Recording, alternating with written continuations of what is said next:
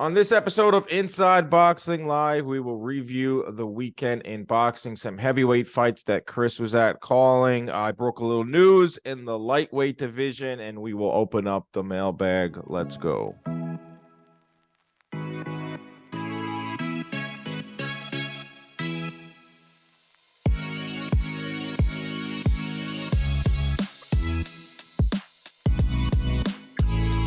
What is up, everybody? Welcome in to another edition of Inside Boxing Live. It is a product of John Boy Media. I am one half of this show, Dan Canobbio, alongside every single week, the former world champ, Chris Algieri, current broadcaster, ESPN. He was up at Turning Stone this weekend in New York, upstate New York, for the ESPN card. So how you feeling, Chris? You're back in Florida, out of the cold. Saw some heavyweight action. Tell us about your travels. Not so much out of the cold. It's pretty cold here. I mean, I don't want to hear it. I had to wear a hoodie on my run this morning. It's, wool hat. But I don't want to hear it, man. But how are the travels? Yeah. It was rough. The fights end up pretty late on the East Coast. So, it was like 12:15 by the time we wrapped. And then I had my shuttle to the airport about 4 a.m. on Sunday morning. And it was 14 degrees in Syracuse. 14 degrees. I don't know what it was with the wind chill. Probably close to negative. But yeah, it was a rough Sunday of travel, but I'm feeling good now. I got some good sleep. Oh yeah, I told you that when I texted, like, this is the side of showbiz that they don't tell you about. Like, it's great calling fights under those lights, and you're wearing a nice suit, and you're best seat in the house, and you get to talk about your opinions and analysis. It's the travel that really gets to you. But there's a lot of rigmarole, man. I mean, fighter meetings are 4 or 5 hours long. People don't realize that. And then also being on air for 4 to 6 hours straight is taxing in a different way than, a workout or physical. Mentally. We're fighting there too. Yeah. You're on the call for the whole card. I know, like, ESPN, on the regular ESPN, they only showed the two fights, the two heavyweight fights. They showed a bunch on ESPN Plus. But yeah, you're doing like 10 fights in one night. Yeah, we got long nights, a lot of interviews, a lot of talking, a lot of time to fill.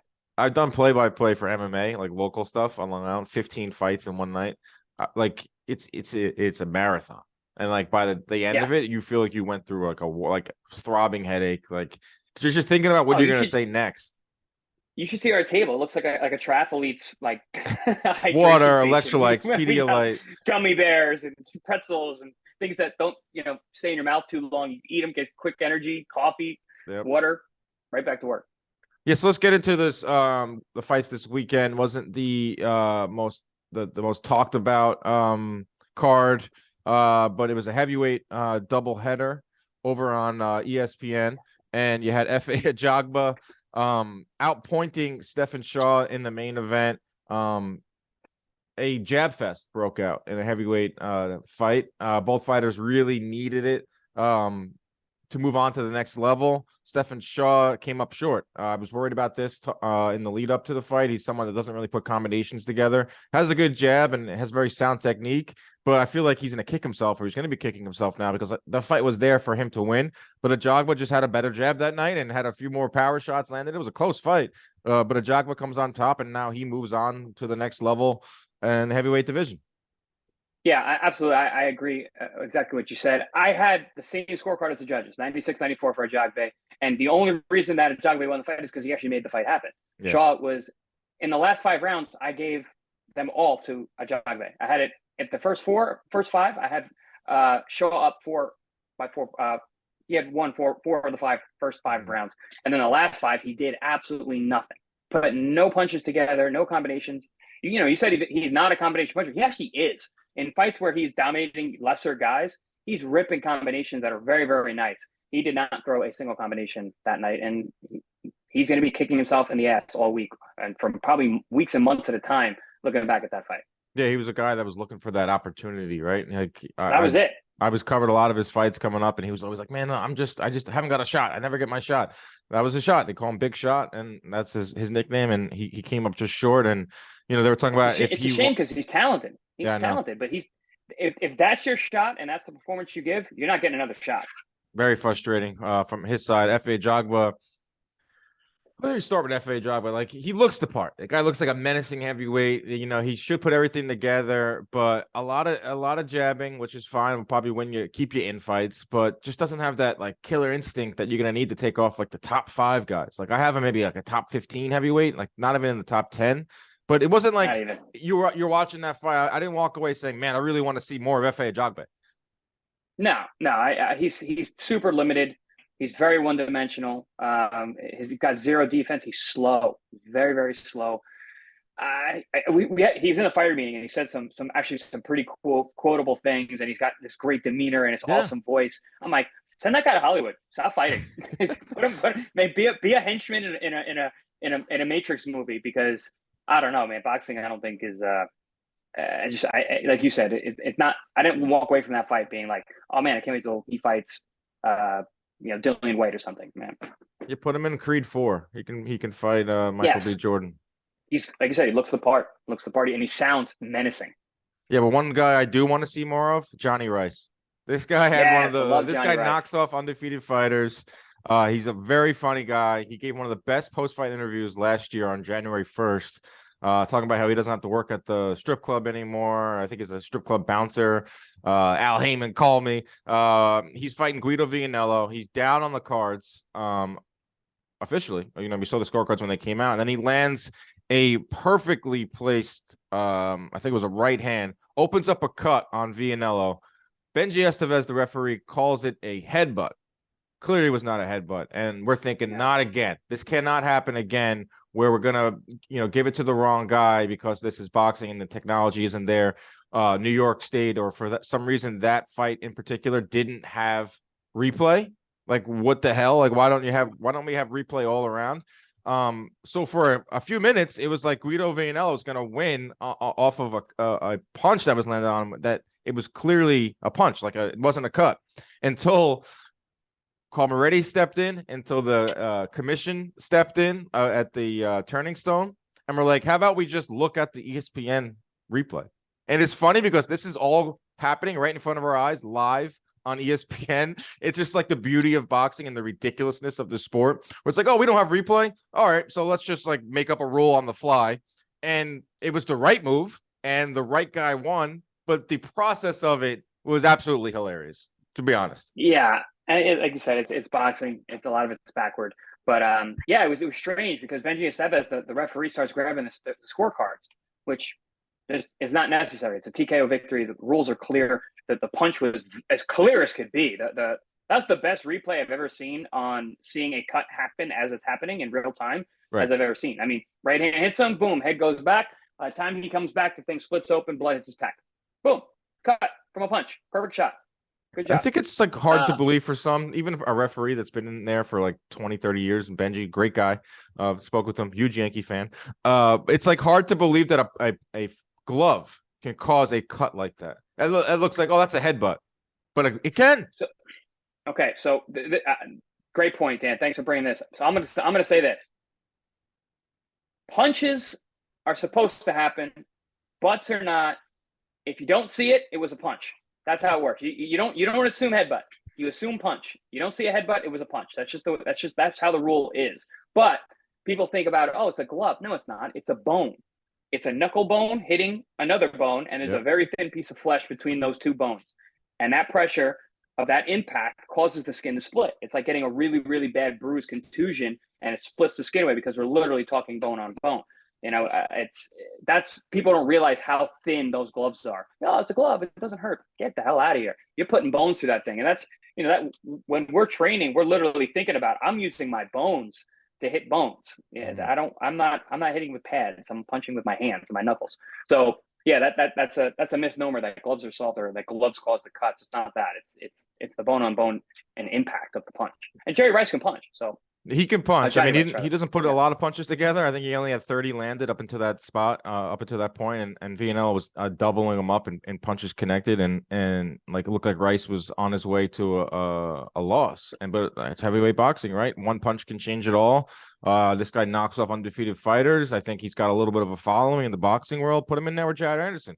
Like, that's a good test for Anderson. Like, people know who Johnny Rice is. Put him in there. I don't think he's going to beat Jared Anderson, but it's another one of these tests for Anderson where we can say, all right, can he knock out a Johnny Rice type of fighter? Keep that going. But I'd like to see more of Johnny Rice. I think he's an intriguing heavyweight. So a little caveat that we're probably not going to hear about on telecast and whatnot, but or broadcast rather. Johnny Rice spars with all of them, all of the top heavyweights. Like literally everybody in the top 10 to 15, Johnny Rice spars with on a regular basis.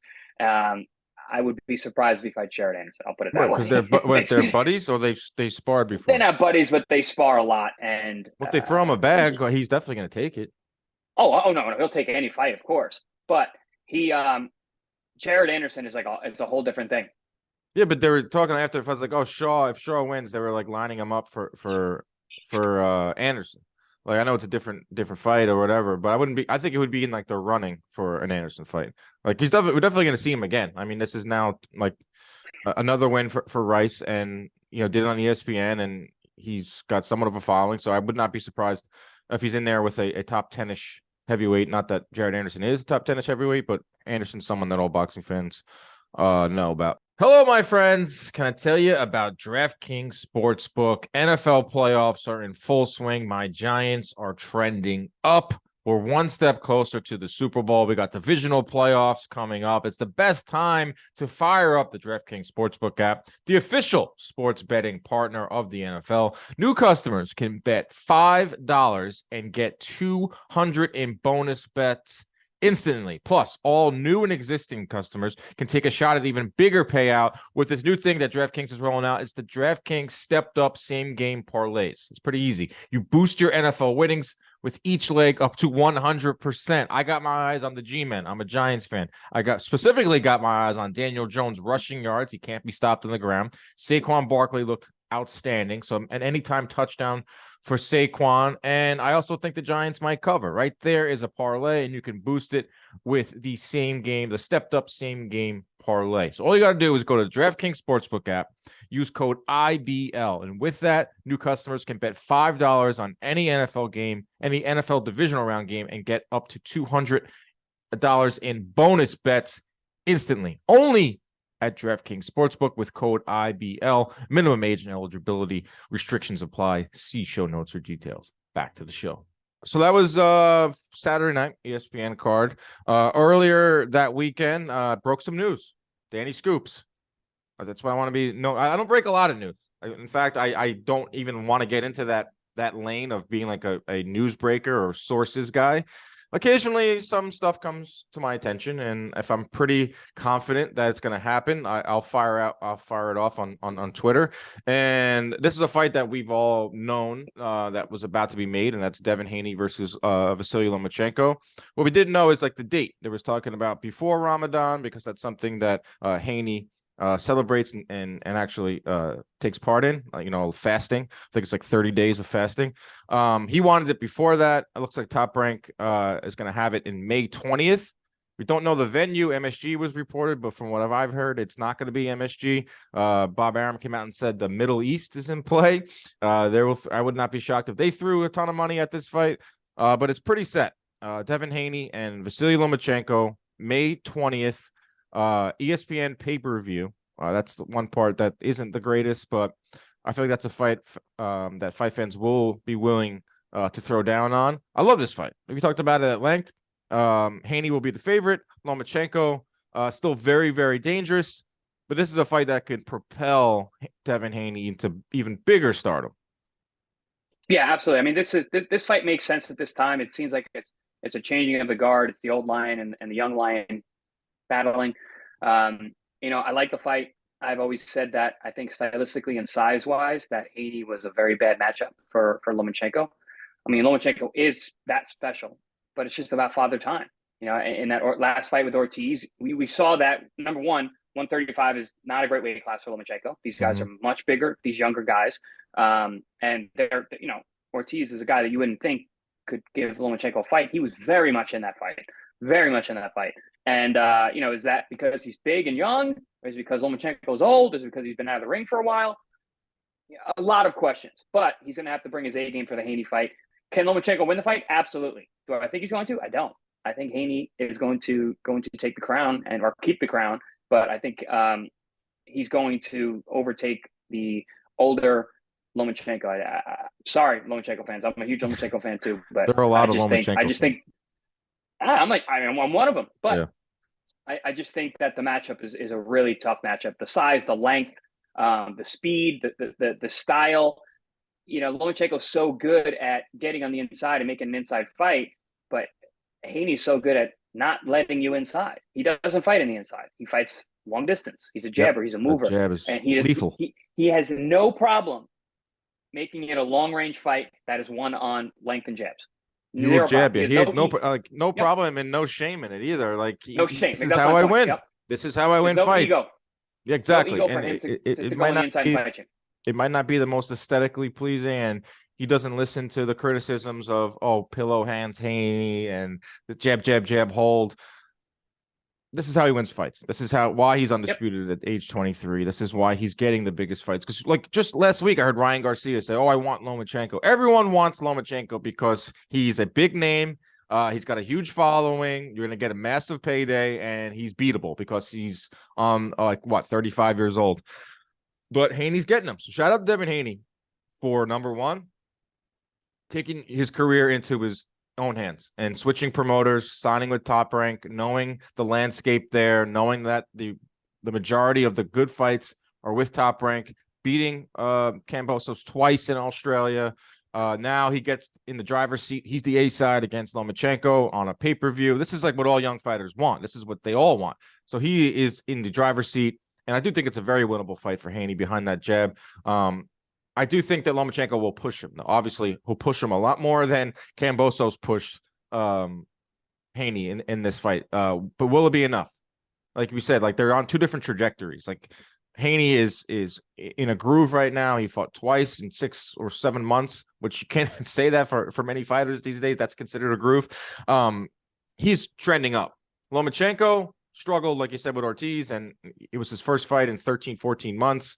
Didn't put a lot of combinations together, but he'll at least be in a groove himself. Lomachenko, he'll at least that'll be 2 fights in less than a year for him.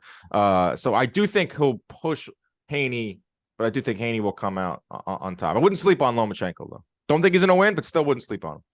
No, not at all. It's gonna be. I think it's actually. Well, I don't know. Haney wins boring fights. If the fight's good, that's tougher. That's not great for Haney. He likes the fights like we said, to be long distance jab fest where his speed and defense wins the day. But Lomachenko's Lomachenko. The guy has been able to find a way and overcomes taller, longer guys, and he's got good speed too and rhythm. So it's an interesting matchup. But yeah, I mean it's the big fight. So let's go. It's a big one, and fans are excited for it. And yeah, I would like to see Haney pushed a little bit. I like to see Haney a little bit of adversity, like we saw it against Linares. But it was just like a little bit too late in the fight. So if Lomachenko doesn't do that thing where he did against Teofimo, where he came out and gave up the first 6, 7 rounds and then stepped on the gas pedal in the second half and gave Teofimo fits. If he does that, then that we'll have ourselves a fight, and it'll be for all the marbles. And this is Lomachenko's last big chance to be undisputed at 135. This is Haney's chance to become a star. This is an awesome fight, and May 20th. It's just a matter of where this one's going to be. But Dan, does he become a star if he wins this fight? I think a lot of people know Lomachenko. Like people at my office or John Boy, they know the name Lomachenko. He's probably one of the top 10 names in boxing. He's on some people's top 10 pound for pound list, why I don't know. I mean, superstar is in the boxing world. He'd be a superstar. Like he won't be like a crossover. Like okay, Tank good or distinction. Ryan. When I think of star, I think crossover. I think of he could be knowing who you are. I don't know. I don't think so. I don't think a win here does that. I don't think it makes him a crossover star. The reason that Lomachenko's been a crossover star, it's not because he's undefeated, because he wasn't. He wasn't undefeated through the majority of his career. He lost pretty early on. He was a crossover star because of his style. Mm-hmm. His style was incredible. We've never seen a guy fight that way. The angles, the picking shots, the Olay, all that's the stuff Right. that gets outside people to be like, man, this guy's awesome. He fights like nobody I've ever seen. Making guys And quit on their stool. He had that string of either retiring guys or yeah, making them quit, where that's like an aura of invincibility. no, he was Yeah. Lomachenko for multiple years with really top guys. When that was when he was fighting in weight classes that he actually belonged in. But Mhm. yeah, no, I don't know. I think it's going to take more for Haney. I think that his road is going to be longer.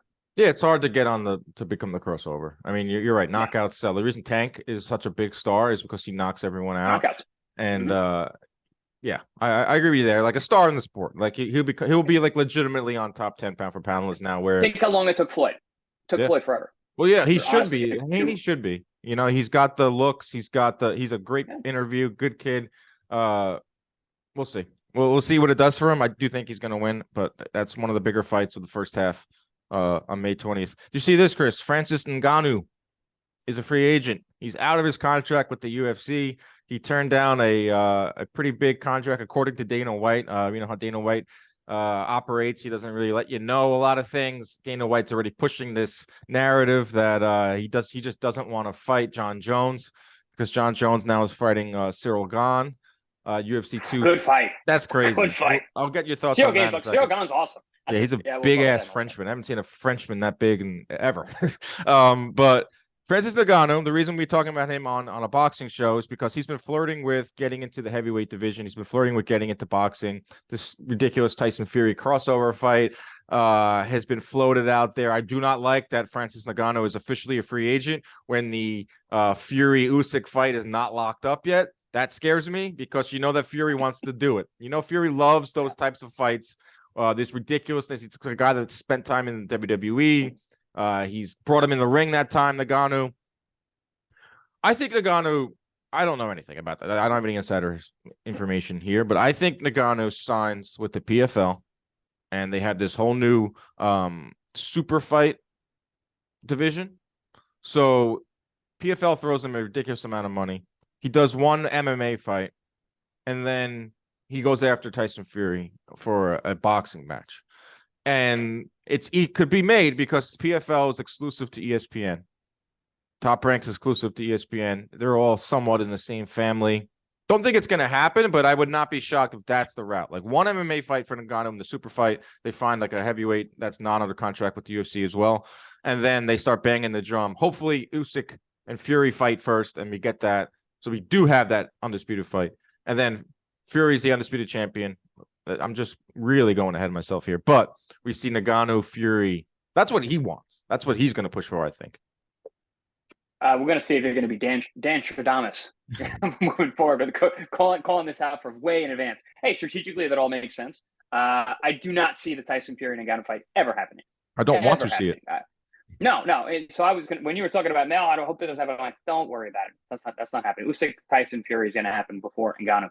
But that being said, hey, Ngannou, apparently I've talked to Ngannou in the gym many times. First of all, he's the biggest man I've ever seen in my life, and it's insane. He's got his abs are as big as my head. It's wild. Each ab, it's like tap take. Huge hands, but super nice guy. Loves boxing. Mm-hmm. Loves boxing. Loves the sport. Loves to train it. Loves to spar. But yeah, no. The only I wouldn't want to say it would never happen because Tyson Fury is that much of a wild card, and that would be the only way that it could actually and happen money. If he really pushed for it. Well, it's also a super easy fight for Tyson. It's every other heavyweight in the division would be more difficult than Francis Ngannou. Sorry, MMA guys. It's not going to be good. I think MMA fans know this by now. Like they're kind of like I don't know if there's an appetite for this fight, to be honest. Like the crossovers don't work anymore. MMA fans don't want to see another one of their guys get starched by a boxer. For God's sakes, Jake Paul iced Ben Askren. Like we're MMA fans are over this. They know that there's two different sports. I know there's two different disciplines, but it's still a spectacle. It will still bring in eyeballs of the casual sports fan where, oh my God, the UFC heavyweight champion, because no matter what Dana White says, no matter what anyone from the UFC says, Francis Ngannou is the champion. He is the heavyweight. He never lost. Like contract dispute. He is the heavyweight champion of the world. I know they're going to try to not say that, and they're going to try to push all these different narratives and different fights. But Ngannou is the guy at heavyweight. So if they can match him up with the best heavyweight in boxing, put it in Saudi Arabia, I mean, I could see it all happening because we've seen like this story before, but that's just what I think Ngannou is gonna go for. Like if he signs with Bellator, that's with Showtime, and I don't see that. This whole PFL with Jake Paul and the super fight division, the ESPN ties. That's just what I think will happen. Maybe it happens. We'll see. We'll see in the next couple of days and weeks. Have you been looking at your crystal ball, the Dan Stradamus? Yeah, try to figure out the landscape. Like just a guess. Would you be shocked if that all played out that way? I would be shocked if it ended with the Tyson Fury Ngannou fight. Sure, that could be what they're angling for. If they signed the PFL, that all makes sense. But I just actually making that fight happen, I don't see it. As long as it happens after the Usyk one. Because think about it, with that, but we had McGregor and Floyd. I'm like, yeah, okay. Floyd was retired for 2 years, sitting on the couch, and McGregor was not the champ, not the best guy in UFC. Like people forget he was coming off losses. Yeah. Like he was literally losing in the UFC consistently, and then took this huge mega fight. We're talking about the heavyweight UFC champion taking on the heavyweight. That's why it will sell. Boxing champion. Won't happen. That's why. No, sure. That's why it's sub. That's why it won't happen. Absolutely not. I hope it happens. I hope it. If it does happen, I hope it's after the Fury Usyk, of course, because I think that's what fans want. Just give us Fury Usyk, give us undisputed, and then Fury, do whatever the hell you want. Fury, you want to do the WWE? So then the undisputed boxing heavyweight champion is going to fight the UFC champion? No fucking way. 2023, no baby. This is what we're doing. No way. This is what's happening in this sport. I would not be shocked. Yeah, that's optimistic Dan, pessimistic CA. Well, I don't want it. I really don't want it to happen. I'd rather see Fury go on to fight, like Joyce or Joshua or Wilder again. Actually, no. There are a lot more other fights I'd rather see Tyson Fury and then Francis Ngannou wash out. It would be like a 3. He would toy with him. He would honestly box circles around him. He would decide when he's knocking him out. But anyway, I mean, there's so many good heavyweight fights to happen in the sport of boxing. We don't need to go to other sports. Yeah, I don't want it to happen, but we'll see. While we're on the topic of UFC, John Jones is back. Love John They're Jones. all gone. Baddest man on the planet. Baddest man on the planet. I'm telling you. So John Jones is back. Dana White is a master of the manipulation here. Obviously in the news for a bad reason. Hitting his wife, and the video comes out and it's awful. He lays low for about a week, and then he's back, and he gives this whole speech. I'm not going to get too much into that, but says, I'm not going to be punished. My punishment is being in the public eye as a wife beater. But then he goes and makes 2 fights, 2 huge announcements. Like Ngannou's out, John Jones is in, Cyril gone, Gaethje fight, and that's just how the UFC goes. That's just like PR 101, just like kind of give him something else to talk about. He understands the news minute is a minute, so you just got to lay low, let it pass, let it breeze over you, stay out of it, don't bring it up, come back, just apologize, move on. One thing about John Jones, obviously I'm a noted MMA casual appreciator, and from what you probably know the same things here. They pride themselves, UFC, on the ranking system, right? It's like best versus best, pecking order, got to work your way up to the top. That's how we make our fights. Boxing is not like that. There's a million belts. Then John Jones, who's been out of the sport for 3 years, jumps the whole line. I still want to see it. Obviously, I'm happy about it. Fans are very excited about it, and it's awesome, and I will probably order the fight and watch it and be happy about it, but it's just funny that this is something that Dana White has parroted out there and talked about, how we have, they pride themselves on a ranking system, but John Jones just jumped the whole line because it's going to sell. It's John Jones. That's why he is an anomaly for a lot of reasons. And he's above all that. He's above the rankings. His career has been full of ups and a lot of downs, ins and outs of the sport. Everything, bro. It's drugs, PEDs. Drugs, hot mics, incredible fights. Yeah, forget it. Disqualifications. Like the guy is arrested, multiple times. He's nuts, but he's awesome. He's awesome. He's the baddest man on the planet. In a street fight, he beats every living person in the world. I'm telling you right now, he is the baddest man. What about Ngannou? Yes, he beats him too in a street fight.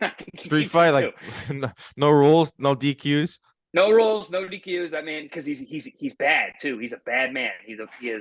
That hot mic when he was talking to Daniel Cormier. Oof, he's a rough dude. You know, I kind of he's forgot out that. there to hurt people. Yeah, you got to look that up. That's nasty. Yeah, But yeah, look it up. I don't know what yeah. happened there. Yeah, that's our Oh, UFC yeah, portion. that's fun. I like it. That's our UFC portion of the show. There's some connections with boxing, and we'll see how it all plays out. Let's get into our mailbag. I wanted to do this last week, but things got jumbled around. A lot of entries, so thank you everyone.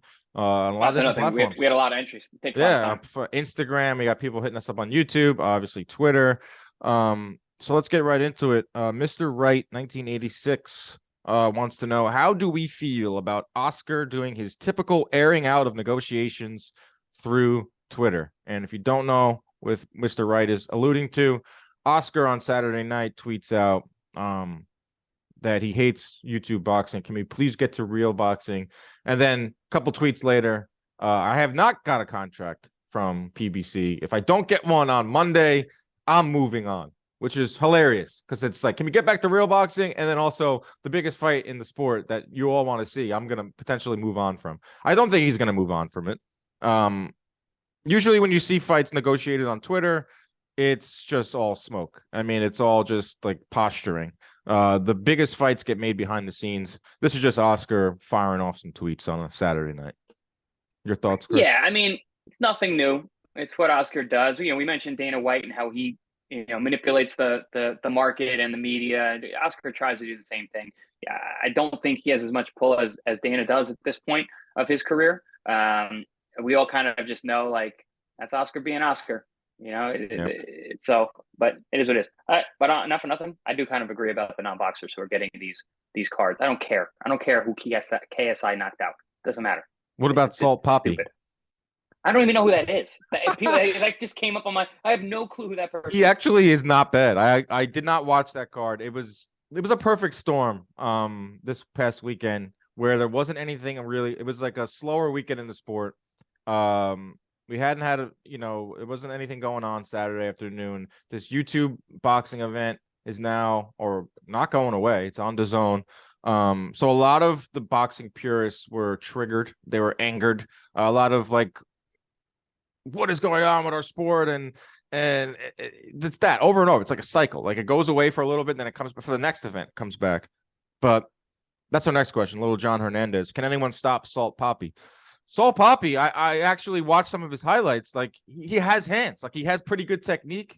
He knocked another guy out. He's kind of chubby. He's kind of like a lovable loser that has hands. Like it's funny, not good, but he's funny. Yeah, well, that's why I don't care. People like the boxing purists get really pissed. Like, I don't care. That's in a whole nother world. Like when you brought up Salt Poppy, I'm like, I don't know who that is. It doesn't matter to me. I'm a boxing fan. I don't need to know what that is. It's turned into like Nick Jr., like the Nickelodeon Jr. That's what I see these kids. They're on DAZN Jr. It's a whole. I don't need to watch it. It's not the channel that I watch. That's I so watch funny. the real stuff. So it doesn't matter to me.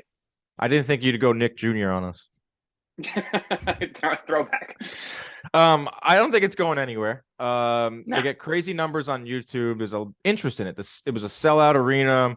You take a look at the highlights on YouTube, and the views are in the 3-4 million range. KSI, big name. They had like adult stars on it. Elle Brooke, I think it's like a sex worker or something. Like it's wild. It's a wild scene. I didn't watch it, but I hear the production is fine. And I feel like this is like a broken record. I'm constantly asked what I think about YouTube boxing. And I feel like I didn't even comment on it this week on Twitter, but it just gets everyone so angered. It's not boxing. And technically it is, but it's not. It's a separate lane. It's for the 100th time. It is celebrities and whatever you want to call these guys, influencers, using their celebrity to make money in one night. Boxing is pretty much the only sport you can do that in. Think about it. Like, where do you make money in one night? Concerts, like performances. That's a performance. They're getting in the ring and they're putting on a performance. Their subscribers are watching. People are tuned in. But at the end of the day, it's not professional boxing. It's white collar boxing. It's not going anywhere. It's a different lane than boxing. We don't have to do this every single time. It just is what it is. Like, they're not even like it's not dangerous because they're both both fighters are at the same level. I feel like it's not like they're both so bad. Right. It's not like we're seeing like 100-1 like we see in professional boxing. Like Richard Torres, for instance, I keep using this example, like going in there and just blowing out a guy like dangerously. And it's like in the YouTube boxing, they're both pretty much at the same beginner level. So it is what it is. Like maybe it will burn out in a few years. Maybe it won't, but it's not like a threat to the sport. It's not like it's here because of anything boxing did wrong. It's here, if anything, it's here because boxing is popular and there's a market for it. Boxing is cool. It's cool to be a boxer. It's cool to be a fighter. That's what these kids are doing. They're pretending. They're LARPing basically. They're pretending to be boxers. And that, and whatever. And it was funny because I remember in the beginning was these promoters were like, "Oh, this is good for boxing." No, it's not. We've seen it. It's another lane. It's a whole nother thing. The boxing fans aren't going to tune into that, just like the LARP fans are not going to tune into boxing. They're going to go cosplay over there and dress up like boxers and pretend to be that. They're not coming to our real boxing show. So I used to think that, but I don't anymore. I used to think that. I used to be like, oh, we'll get some fans out of it. Maybe you do, but a very small percentage. It's helping. Anything, you know what's helping? You know what's helping? Gyms. Boxing gyms. Trainers. That's good. Boxing gym, Boxing gyms, trainers, strength coaches, cool. Old man Lawrence, does boxing in 2023 need Inoue Fulton? Need is a strong term. Boxing needs a lot of things. I don't think it needs it. I would like to see it. One thing we did see is that Inoue did relinquish all his belts. We knew that was going to happen. He's moving up to 122. A new wrinkle in this story is Fulton Figueroa, which we thought was a done deal, is not a done deal. They don't have an agreement at all. So maybe this does open up a window. Maybe we do see Fulton Inoue sometime in 2023, but I don't think boxing necessarily needs it. But I would definitely watch. I think it's one of the top 5 fights you could make in the sport.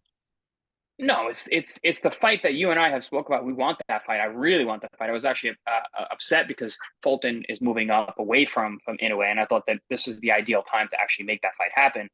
But does boxing need a junior featherweight fight? Literally, no, never.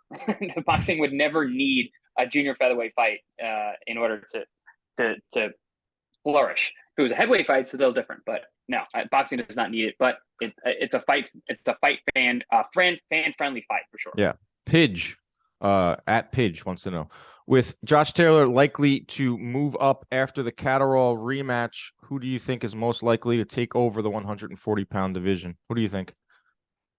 Well, I think we're seeing a little rivalry between Ramirez and Prograis developing because of what happened with their breakdown in negotiations, and now they're going back and forth on Twitter. So that seems like that's going to be the matchup that's going to decide who's going to be the man at 40 after Josh Taylor, who is the man at 40, moves on. Yeah, I think it's Prograis right now. I think he's the face of 140. This is if Taylor moves on. We'll see, because 147 is pretty tough for him. I think it's Prograis now, and then I think it's whoever moves up from 135, like whether Ryan Garcia, Tank, Devin Haney, one day Shakur. But as of now, I think it's Regis Prograis' division. Toe-to-toe Chris, what do you think of Boxer/Wasserman Alliance showing up on DAZN? Should Eddie be nervous? I think this is great. I think it's great for fight fans. Liam Smith Eubank fight will be shown on regular DAZN with your regular subscription. It's a boxer event. They usually don't put fights on DAZN. This is what fight fans want. Cross promotion. Give us the fights we want to see. They don't give a damn about the agreements. And should Eddie Hearn be nervous? No. No, he should be putting on better fights, and competition leads to better product, and everyone should be happy at the end of the day that we're seeing more fights on DAZN, which fight fans pay for. More network, more promoters on one network. Good. That means more boxing for fans. More boxing is good. So, very simple. Yes, all good things. At The Problem, will Jim Lampley ever get a gig again? I hope so. I'm wearing my HBO boxing sweatshirt. If Jim wants to work, he'd work. He was rumored to do Triller, and that blew up. I thought maybe he would hop on. He would have done. I would have been my fight. I know. Awesome. That would have been awesome. He was rumored to maybe hop on PBC on Fox, but they don't really put on fight cards anymore. I don't see him going to Showtime. Don't see him hopping on ESPN. We're running out of maybe DAZN. That was a thought with him with DAZN. I would never say never, but we're going on like 5 years. And the last I've talked to him, he's pretty happy and pretty content. But I do know that he loves the sport, and he still follows it. You better bring a big big checkbook if you're gonna bring Lampley out of retirement. He's the best. He's the GOAT. He's the best to ever he do is it. he is the goat. He is the goat. I like this question. Put you on the spot here. Queso de la Monte, one of our fan favorites. If a fight landed on Chris's lap, who would it have to be against for him to make a return? Who you mean what? What? Yeah, I'm a Cash. prize fighter. I fought all the names and all the tough guys. Give me the fucking money. So there's no name. No. Just money. Money. That makes sense. Prize fighter. That's what Prize it's all fighter. about. I fought all the names. I fought the Hall of Famers. I fought the pound for pounders. It's money. I think fans are starting to realize that it's like it shouldn't be about money. No. It may be in another sport. Like it should be about money in football because there's a lot of injuries and there's no guaranteed contract. Boxing, combat sports, like this is about money. Like you're putting your life on the line. Do you remember when Floyd said that early on and people flipped out? Yeah. And he was like, "Oh, if that guy said he's not fighting for money, he's lying." He's right. Just like any other job. Fighters. Why do we work? Yes. I work for money. Like I want to climb job. the ladder. Oh. Yeah, I love this, and it's a passion. Everything's a passion project. But guess what, man? You're doing it to make money. Of course. Reese Hunt. Who are some prospects that you believe deserve more shine attention? Personally, I like Kelvin Davis, Richardson Hitchens, and Amo Williams. You got any prospects that you've been seeing? There was one on Saturday night I like, Bruce Carrington. Brucey, Chushu. Yeah, he I feel he was getting a lot of heat for his performance on Saturday night. I agree with you, Dan. I think that he's one of those guys, but it's tough when you start your pro career on TV.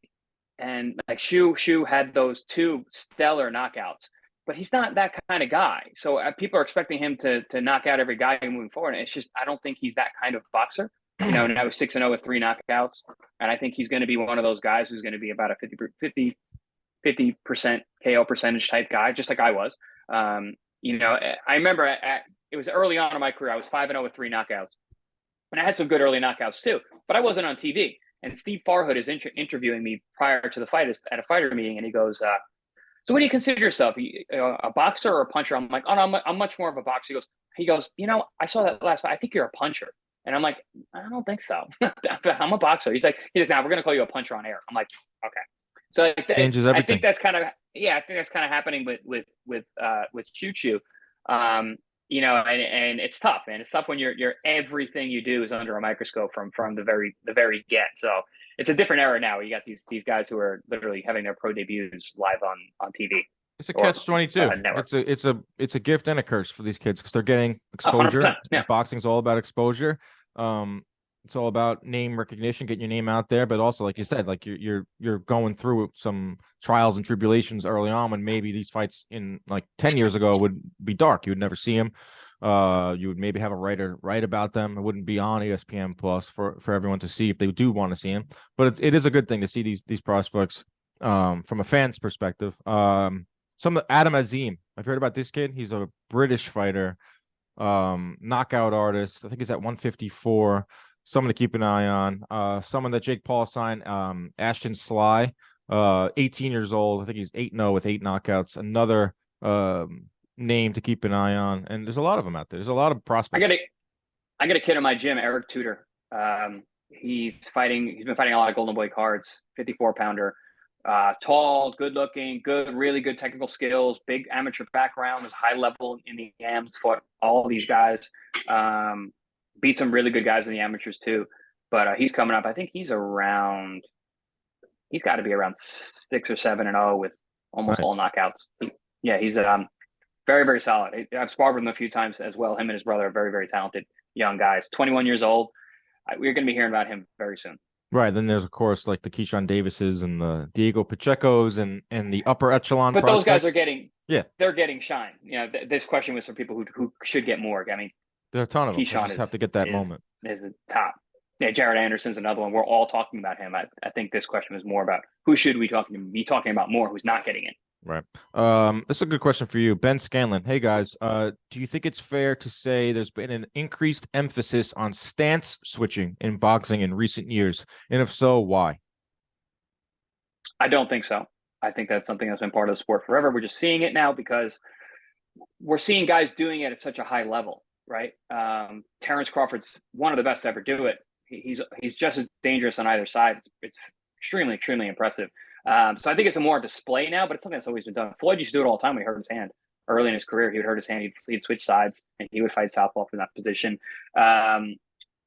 Guys used to do it. And Marvin Hagler did it really well. He was very seamless in the way that he did it. So I know it was almost his demise. I mean, what he did against Leonard. Why did he come out southpaw against Leonard? Well, he did the same thing with John the Beast Mugabe. Like, he came out, and you're like, "What are you doing? Go, dude, why are you fighting this way?" And then he switched up and like completely dominated. So no, I don't think it's a new thing. I think maybe people aren't as aware of the history of those other fighters who are doing it. I just think that we're seeing literally one of arguably the pound for pound best fighter in the world is a very good switch hitter. Crawford, right? Yeah, Crawford. Yeah, he's made it like not everyone can do that, and like you said, you're seeing it at the top level, not so much all over the sport. Let's see, we got a few more. Reese Hunt. If Errol is actually moving up to 154, how does he fare against guys like Fundora, Castano, Harrison? Stops all three of them, like right away. Like, not, I don't mean like knocks him out right away, but I mean like if he jumps up 54 and fights those guys like straight away, he beats all those guys. Especially those three. Like Fundora, we've seen him down. His defense is a little leaky. Castano, he's got that long torso. Yeah, Errol Spence is one of the best body punchers in the game. Yeah, Castano has been down. Good fighter. I'd love to see that fight. Castano Spence would be awesome. That's a fun one. A lot of pressure in that fight. Right in the middle. Right, and Harrison's very good defensively, but I think best days are. Tony's awesome, an awesome fighter, but he's not really he's been stopped. No, and he's been coaching. I think he's working with Baumgartner right now. Yeah, he is. Tony's a very skilled guy. He's got a lot of boxing knowledge and a high IQ. No, he's awesome. I think that guy's a great entertainer too. Yeah, the physicality of Spence is way too much for all three of those guys. Finally, last question comes from Sean Singletary. People seem split on Jaron Ennis' ceiling after his latest decision. I'd argue that fights like that are beneficial for a fighter's growth. I agree. P.S. Dan, you've become my source for all boxing news, and Algieri's technical analysis is incredible. Oh, thank you. Appreciate that. Getting some good feedback for the pod. That's cool. Yeah, Sean Singletary. His questions about Ennis and his ceiling. I think we talked about this on the last Monday show after Ennis's fight with Karen. These are fights that you need. We would like to have seen him figure it out, cut off the ring later in the fight, see some more rounds. I don't think it did anything terrible for his development. If anything, it kind of slowed down this insane hyperbole around Boots Ennis, which maybe is like a relief for him because it was getting out of control, like the over the top praise. But I don't think it's going to hurt his development. I think it gives him things to work on. No, I think pumping the brakes a little bit, like you said, it was a lot of high praise, and talk about him fighting Crawford and Spence now. That talk has gone away, and that's fine. He's still young. He still has more development to do. I like him being active. I like him going out there and getting wins. And listen, I want to see the guy needs to go rounds. He can't just blow everybody out. And that's boxing, man. That's always been the case. Even knockout punchers, you can't knock out everyone, especially when you're fighting skilled guys. And the guy, Chuhatsian was a good fighter. And the style that he chose to fight made it a very difficult fight for Boots to really build on. I think it showed some of the immaturity of Boots and his style and his development, but that's fine. I don't think it changes his ceiling. I just think it changes his timeline, which is probably a good thing. Yeah. But we already spoke about this. I agree. That is our show. I got a couple from mine. If you got some more time there, Mr. Dan. Yeah, I do. Of course.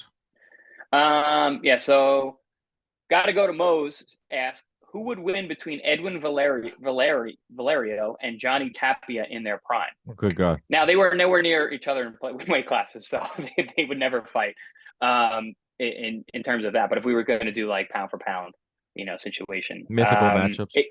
Mythical matchup. It almost reminds me of Johnny Tapia and, oh my God, the New Mexico matchup. I can't believe I'm drawing a blank. New Mexico fighter? He's a Mexican fighter from New Mexico. There was like a New Mexico clash, the Albuquerque, New Mexico clash. Danny Romero. Okay, sorry. You got it. Love that fight. Danny Romero, Danny Tapia, Johnny Tapia, phenomenal fight. Any guys at home, fight fans, go look that fight up. It's absolutely phenomenal. The crowd was insane. The fight was incredible. And Romero was a puncher, killer puncher. And Tapia was the boxer, not a big knockout guy. And they went at it. Wow. And Tapia came out victorious. So Tapia is very good at fighting punchers. And, Edwin Valerio is obviously a big time puncher. So I'm also very I'm a huge Johnny Tapia fan. So I'm leaning Johnny Tapia in the mythical pound for pound matchup, because they are very far apart in weight classes.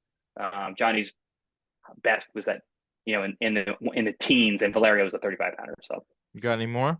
Valero. Yes. My Vertex Combat Sports asks your take on Spence fighting Thurman at 54 instead of a top welterweight. We spoke about that on air before, and I just said that means that the Crawford fight's not happening. But I got Spence in that fight. This is a good one from Global Athletics Co. Thoughts on the WBC transgender category proposal? Okay. I want to hear this from you're putting me on the spot now? I'm putting you on the spot about that one. I mean, it's better than a woman that was, wait, how do I want to say this? It's better than a man or a woman fighting someone that is born a man and transition. So at least the WBC is getting out in front of it, because this could potentially be an issue down the road. And they're like, no, listen, we have transgender division here. So if you were born a woman and now you've transitioned to a man, you're going to fight the same thing, and vice versa. So it was interesting, because boxing fans, I feel like, are the best at these types of topics. And it's just they have different thoughts on it. But I do commend the WBC for at least getting it right, because we're seeing it in other sports, right? With this women swimmer that's born a man, and she's dominating these college athletes. It's not fair. It's not right. But now, if they were all on a even playing field, or as even as it can get, then it's, at least from a competitive standpoint, better. Thank you for putting me on the spot. Yeah, I think it's a complete fluff move by the WBC. It's not real. A lot of their moves are fluff. Yeah, it's a complete fluff move. They're, like you said, they're trying to get ahead of something. You're making another category. There's so few of transgender athlete boxers at this stage. It doesn't mean anything. They're making a different category. Who are they going to fight? There's not enough. That's why I said getting out in front of it. Because if it does happen, and they're prepared now, WBC, it could happen in a different. They've already made the rule. Now it's like, okay, you're in that division. You're not going to fight anybody, but you're in that division. You can't cross over and fight in the normal rankings. So yeah, it's. So I think that's kind of what it is. People are looking at it like, oh, this is so progressive. No, it's not. It's getting in front of it and moving them to their own location. I'm sure a lot of the very, very progressive people might be mad about that decision. Actually, we'll see if it happens. And there's a bunch of other different sanctioning bodies, and it's not WBC isn't the only one. So it could pop up where it could be on a card has a IBF or WBO or the million other ones. So yeah, we'll see. I saw that in the news last week, and I didn't exactly know what to think of it, and I don't think it's going to happen anytime soon. But if it does, at least the WBC is prepared for it. Sure. You got anything else? No, that was the last one. Okay, the hardest one at the end. I thought that was, yeah. Close with that one. Good show. Got to a lot of topics. We'll be back on Thursday. Fight preview. Chris Eubank is back. Liam Smith is back. Who knows? We'll have some. That's a fun fight. It is a very fun fight. It's a fun fight in the afternoon here in the States on regular DAZN. It should do good numbers over in the UK. I'm happy for Eubank. Guy handled that whole situation with Ben. I think he came out on top in that one. Obviously, would have liked to fight him, but I think he came out with more fans, more adulation. I want to watch him fight. See what he's going to do next. So I'm interested. I agree. He handled it like a gentleman and like a champion, and I think his stock has risen because of it. Sucks because he didn't get the fight and he didn't get that payday, but it's nice to see him getting back into the ring, not too far off, back in his normal weight class. All right, that's our show. See you next week. Remember, keep your hands up at all times. Protect yourselves. Stay out of them DMs.